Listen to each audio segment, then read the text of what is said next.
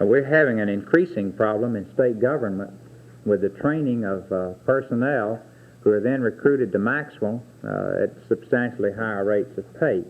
We are now in the process of having a study made of our salary scale, particularly in the merit system jobs, although we are looking also at cabinet level jobs with a view toward seeing what should be done in these areas. I'm not in a position now to state definitely that we will ask for raises for cabinet members, but I do know that we're going to look long and hard at our present merit system pay scale.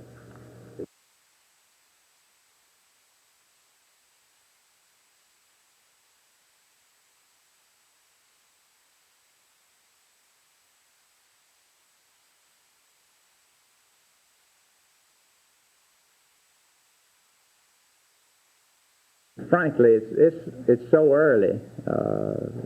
Mr. Robb has talked with representatives of some of these companies, but certainly not all of them. As the thing develops and unfolds, the need for legislation, the purpose that legislation can fill in connection with this thing, toward the prevention of another incident like the one reported by Pearson, may enable us, and we hope that it will, to by legislation stop it. And it's just too early at this time to say whether it will or not, and what may be revealed.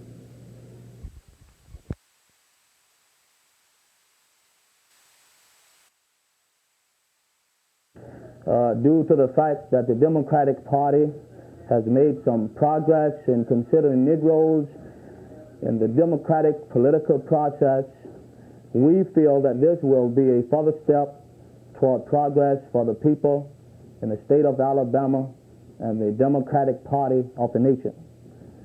Mr. Amerson is a dedicated Democrat.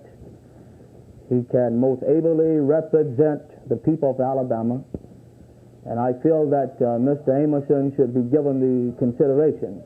Of course, if not Mr. Amerson, I feel that someone should be selected, whether white or black, who is a truly Democrat, who can represent the people of the state of Alabama on the National Democratic Executive Committee, regardless of race.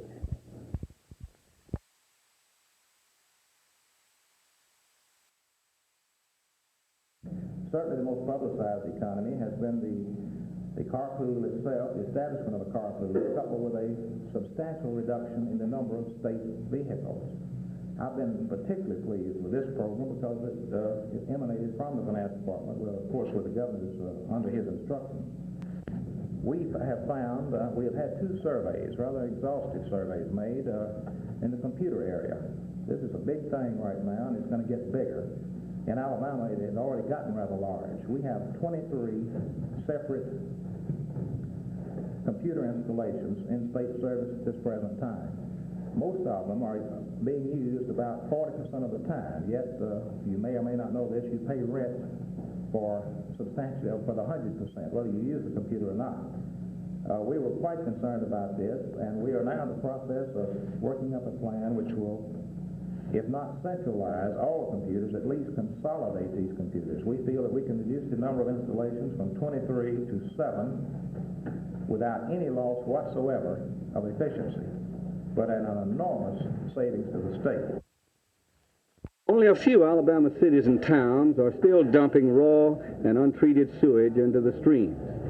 And these have been cited by the Commission and ordered to build waste treatment facilities. And although there is much to be desired, we can be heartened by the fact that at long last, considerable progress is evident. Our obvious duty now is to see that this progress is continued without interruption through the years until we no longer have to fear the ultimate loss of one of our most important natural resources.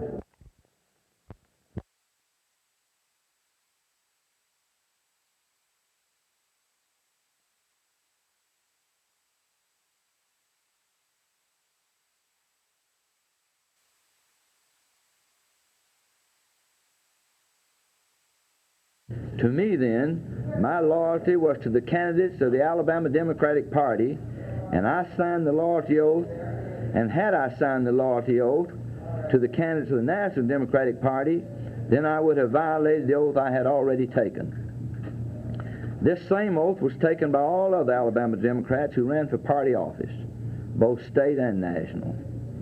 In my personal opinion, the thing that concerns Lawrence O'Brien is that George Wallace took votes in large eastern states away from Hubert Humphrey, thereby causing his defeat. He cannot get over this. He really doesn't have any quarrel with Earl Goodwin, but he thinks this is a way to get back at George C. Wallace. Lawrence O'Brien is correct. I refused to sign the loyalty oath in Chicago.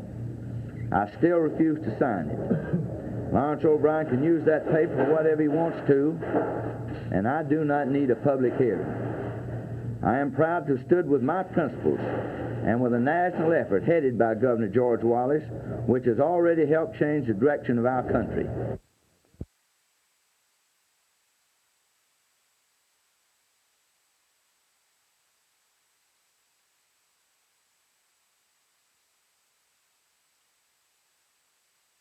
I am not resigning. If they remove me from the party, they'll remove me. Aren't you automatically removed at the end of this certain amount of time? Or No, my name could automatically be removed, but that will not necessarily mean that I am not still the Democrat National Committee man. What duties will you perform or can you perform? About like the ones that would be performed for anybody that don't have a candidate. The Democrats don't have a candidate now. He lost.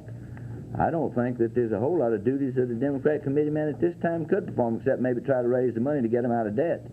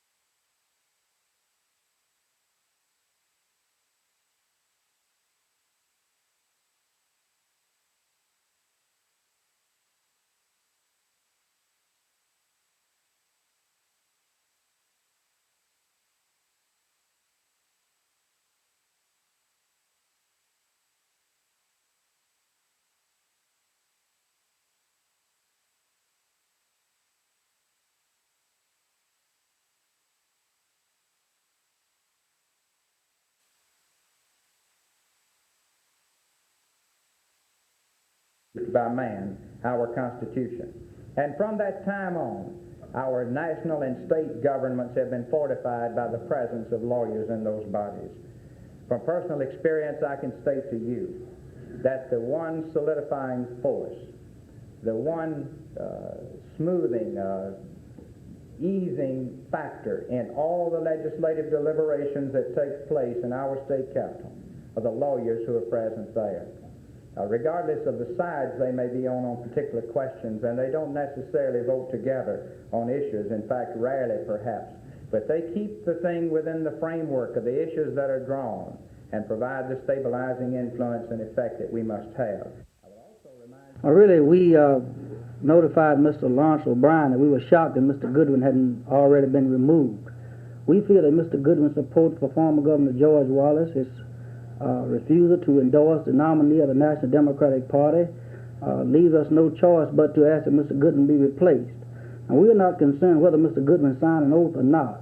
We think his past action has been so obnoxious, and he worked just as hard to defeat Hubert Humphrey as Jim Martin did, any other Republican.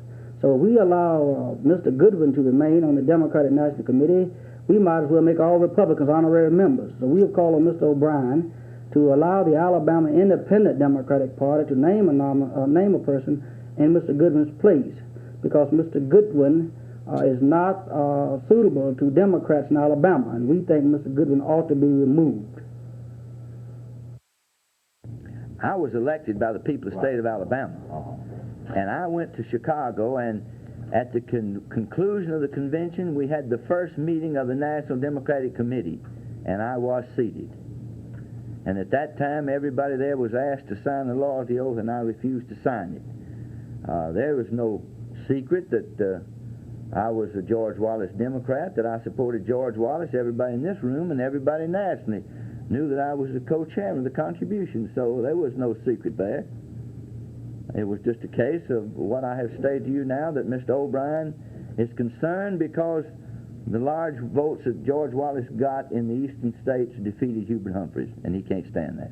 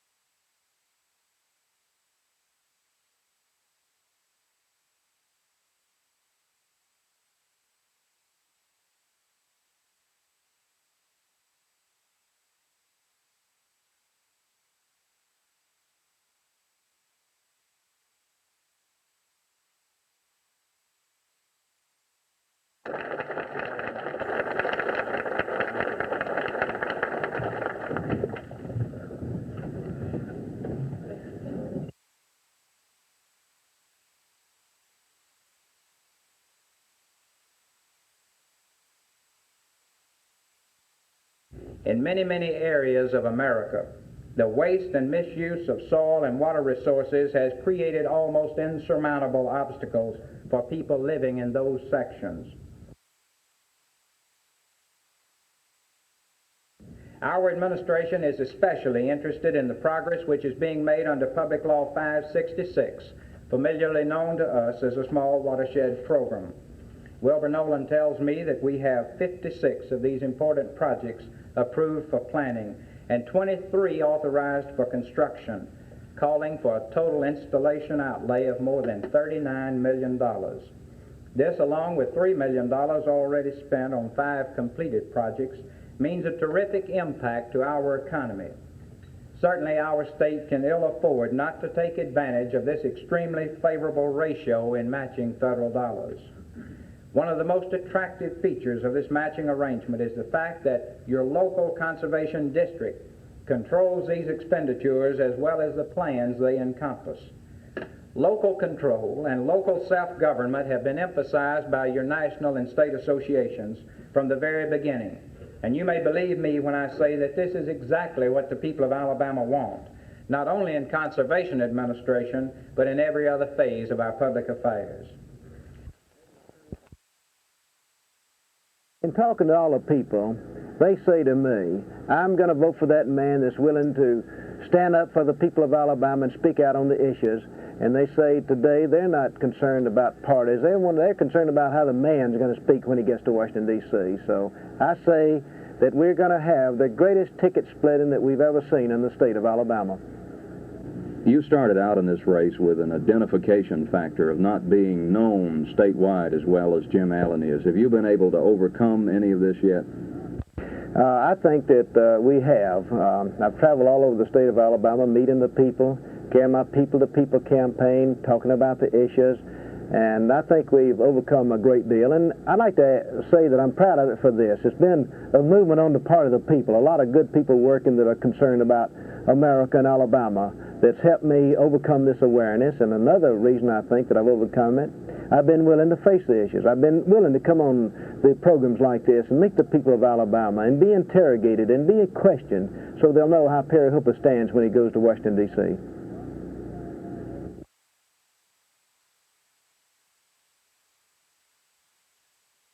Who will he vote for Speaker? Who will he vote for chairman of the various committees?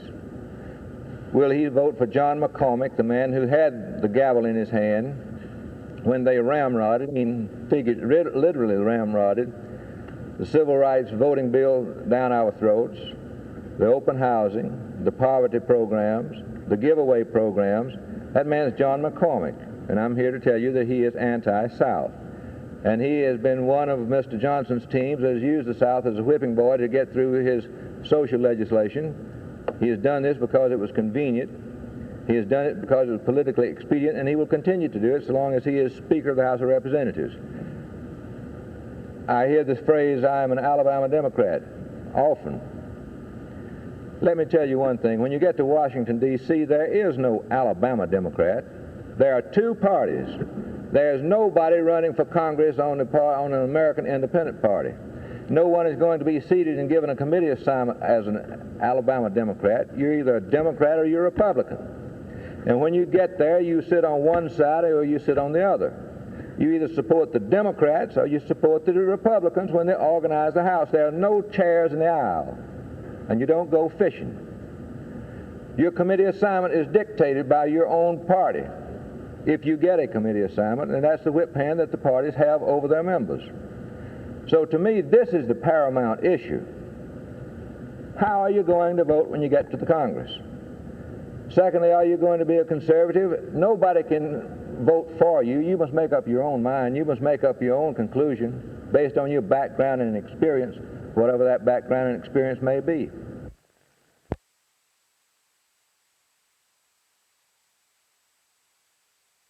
On the international scene, we are faced with complex and trying and, yes, dangerous political and military situations. Vietnam is number one. I strongly feel that it is essential to the future well-being of this nation that we use every ounce of our strength and energy, diplomatically, militarily, and politically, to accomplish an honorable win in Vietnam. The breakdown in law and order has become the number one issue within our country today. And when I am in Congress, I will support legislation to strengthen law enforcement officials in their efforts to maintain the peace and to protect law-abiding citizens. Those who would riot, loot, burn, steal, kill, must be dealt with as recognized criminals, and they must be punished to the fullest extent of the law.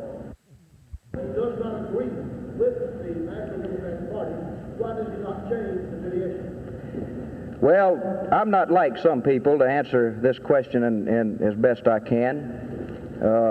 First of all, the Alabama Democratic Party is the regular Democratic Party in this state. It's legally recognized as the regular Democrats. I didn't have anything to do with that. That's been recognized as being a fact, a legal fact for years. I'm proud to be an Alabama Democrat. And you know, I hear people say sometimes that I didn't leave the party, it left me. Well, I'm not leaving the Alabama Democratic Party. I'm going to stay with it. And I'll sink with it if it sinks, and for expediency, I won't try to say I'm for this, that, and the other to get back into it once I'm out of it.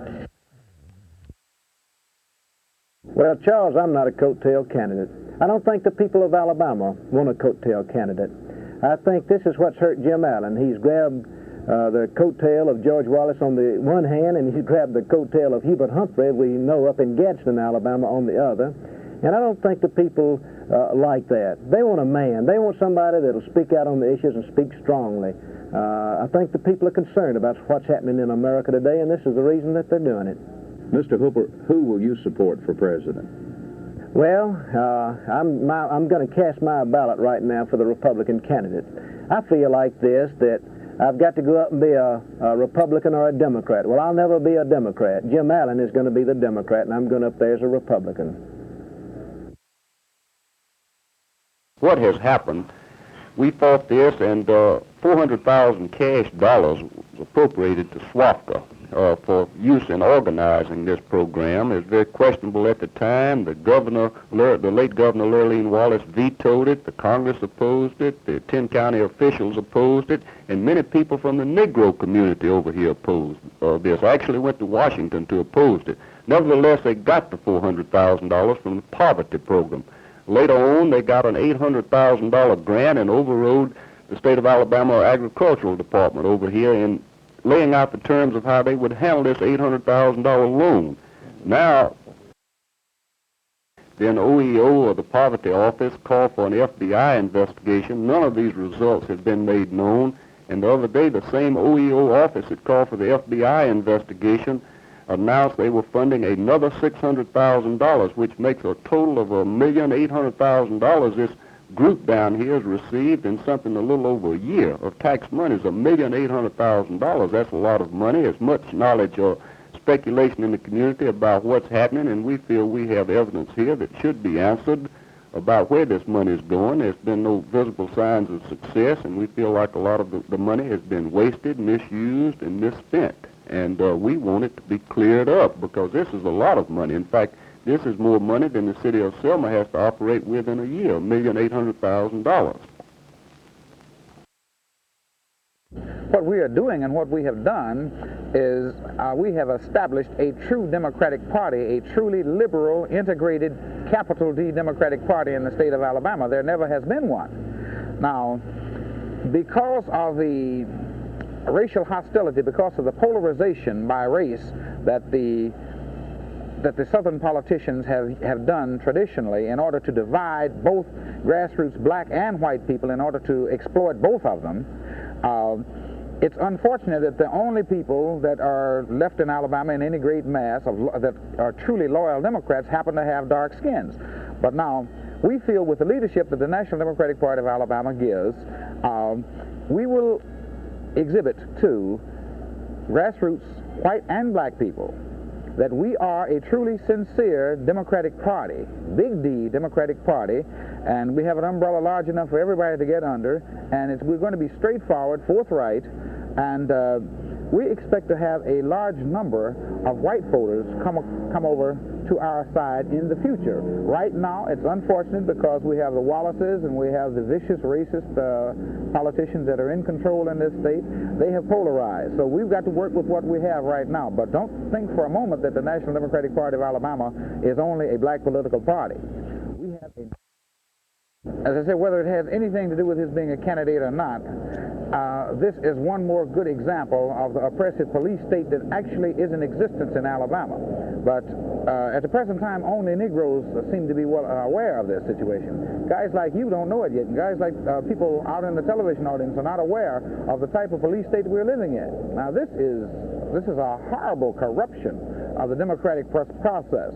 A news photographer was arrested for taking pictures of policemen. The policeman, according to the article, Associated Press, Benjamin Phillips, was charged with disorderly conduct after officers took his camera and destroyed its film. And Phillips identified himself as a reporter. Baines, our candidate, simply walked over and asked the policeman what they were doing, why were they arresting this man, and then he was arrested for vagrancy, of all things, and then taken before a city judge that set bail at $5,000 apiece. Now, this is ridiculous for disorderly conduct and vagrancy, a $5,000 bond. This is nothing but for police oppression, nothing but that. You have a problem here in Montgomery County where Mr. Kreisberg, one of the Board of Education candidates, has not been allowed on the ballot thus far. What do you think you're going to do about this? Well, that is going to be really up to the attorneys to decide of what we should do about that. This is one more instance of where the National Democratic Party of Alabama is required to walk a tightrope where the laws are not strictly interpreted so far as other candidates are concerned. This is the type of political oppression. This is the reason the National Democratic Party of Alabama was formed, so that a true democracy can prevail in the South. And you know as well as I do, it is not such a thing here. Yes, Missouri is one of our real good states. In fact, we have, I'm sure, enough signatures at this time, but we have a fine movement in Missouri. How do you feel about the latest Gallup and Harris polls? They've showed you've made a considerable gain over the past year.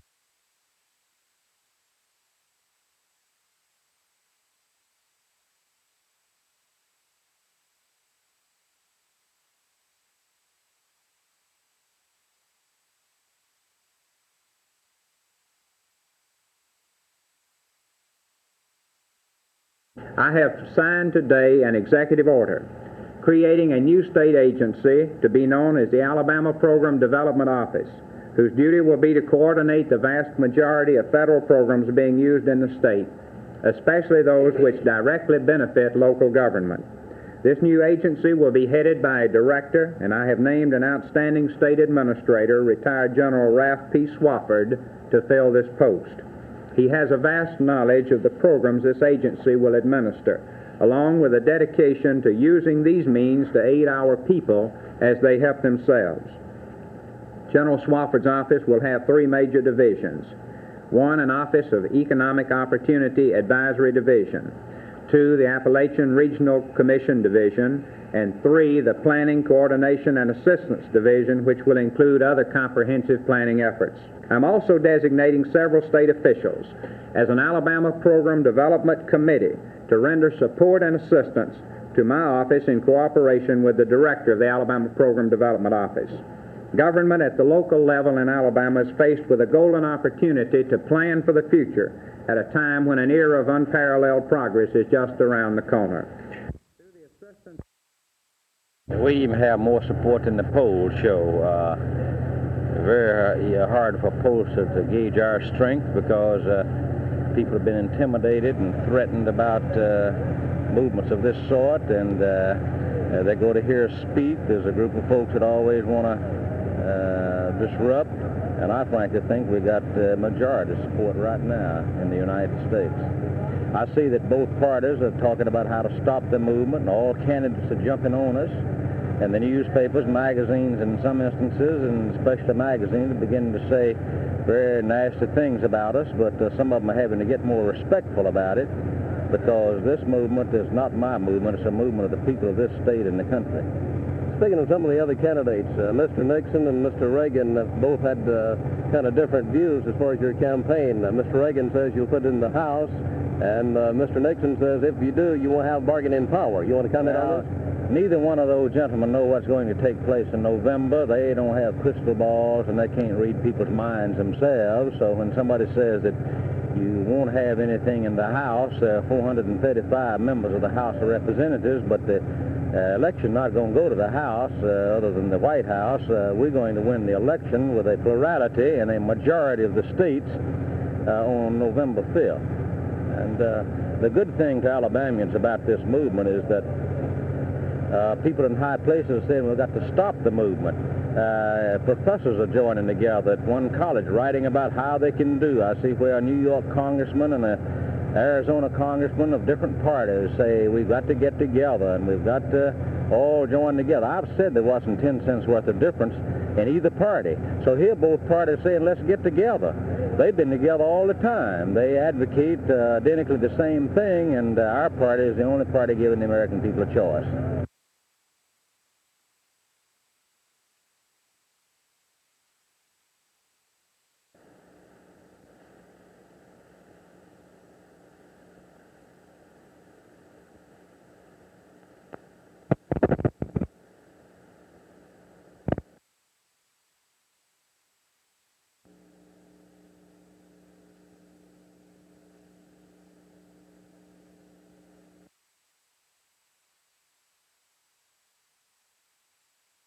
What's your comments on Governor Kirk's invasion of Alabama? I understand he's kicking up support for Rockefeller and denouncing the Wallace campaign.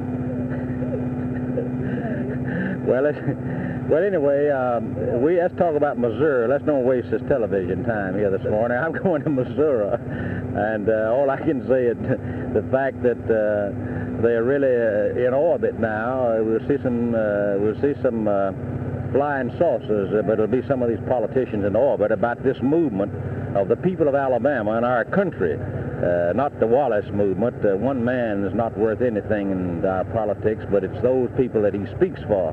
And I believe I'm speaking for millions of people in this country.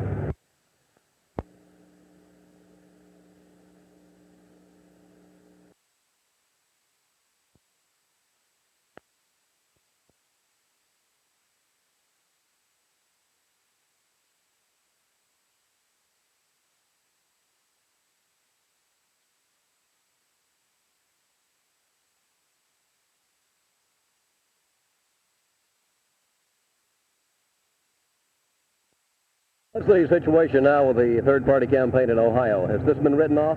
No, sir, we haven't written off Ohio at all, because that's one of our strongest states, and we're going to go into court, in my judgment, next month in Ohio.